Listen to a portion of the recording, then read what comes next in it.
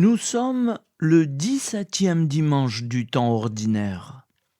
L'Église fête Saint Melchior Garcia San Pedro, évêque et martyr en 1858, et Saint Pierre Poveda Castroverde.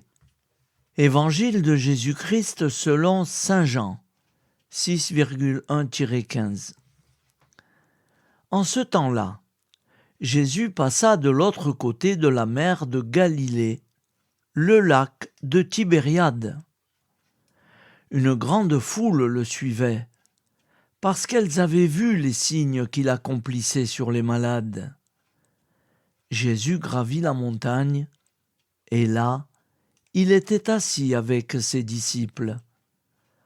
Or, la Pâque, la fête des Juifs, était proche. Jésus leva les yeux et vit qu'une foule nombreuse venait à lui. Il dit à Philippe : « Où pourrions-nous acheter du pain pour qu'ils aient à manger ?» Il disait cela pour le mettre à l'épreuve, car il savait bien, lui, ce qu'il allait faire.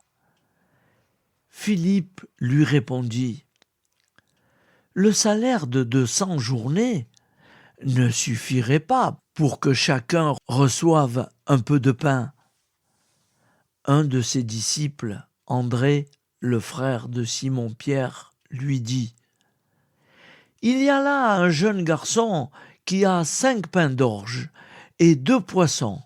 Mais qu'est-ce que cela pour tant de monde ?» Jésus dit : « Faites asseoir les gens. » Il y avait beaucoup d'herbe à cet endroit. Ils s'assirent donc au nombre d'environ 5000 hommes. Alors Jésus prit les pains et, après avoir rendu grâce, il les distribua aux convives. Il leur donna aussi du poisson, autant qu'ils en voulaient.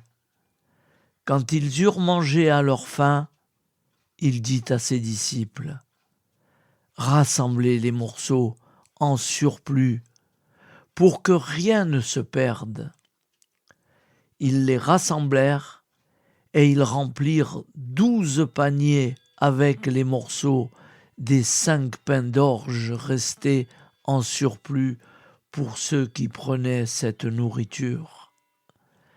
À la vue du signe que Jésus avait accompli, les gens disaient : « C'est vraiment lui le prophète annoncé, celui qui vient dans le monde. » Mais Jésus savait qu'ils allaient venir l'enlever pour faire de lui leur roi. Alors de nouveau il se retira dans la montagne, lui seul. Acclamons la parole de Dieu. Louange à toi, Seigneur Jésus.